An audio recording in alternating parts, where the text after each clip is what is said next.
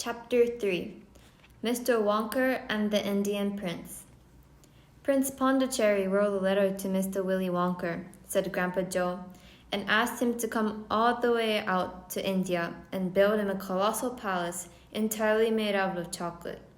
Did Mr. Willy Wonka do it, Grandpa? He did indeed, and what a palace it was. It had 100 rooms and everything was made out of either dark or light chocolate.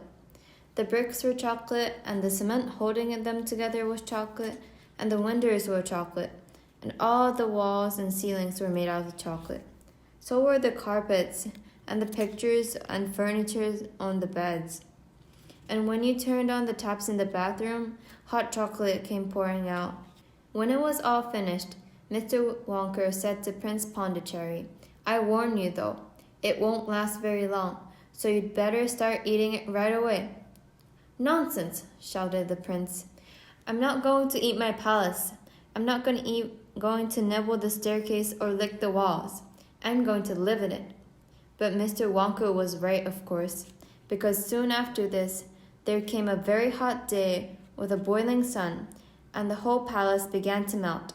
And then it sank slowly to the ground, and the crazy prince, who was dozing in the living room at that time, woke up to find himself swimming around in a huge brown sticky lake of chocolate.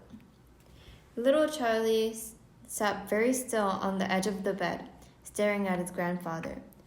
Charlie's face was bright, and his eyes were stretched so wide that you could see the whites all around.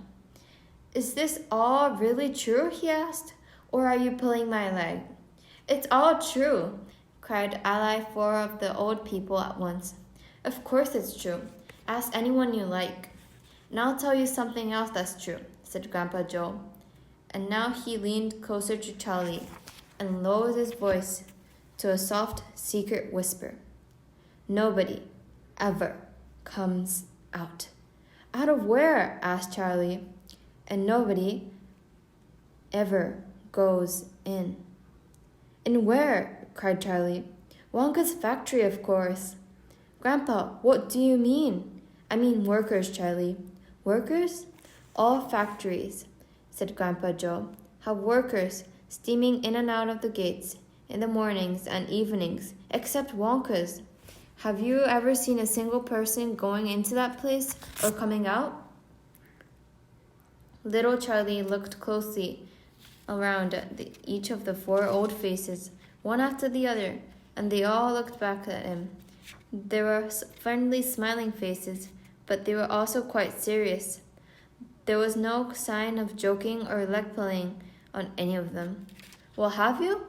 asked Grandpa Joe. I really don't know, Grandpa," Charlie stammered. "Whenever I walk past the factory, the gates seem to be closed." "Exactly," said Grandpa Joe. "But there must be people working there." "Not people, Charlie. Not ordinary people anyway." "Then who?" cried Charlie. "Ahaha. That's it, you see. That's another of Mr. Wonka's cleverness." "Charlie, dear," Mrs. Bucket called out from where she was standing by the door. "It's time for bed. That's enough for tonight." "But, Mother, I must hear—" "Tomorrow, my darling." "That's it, right," said Grandpa Joe. "I'll tell you the rest of it tomorrow evening."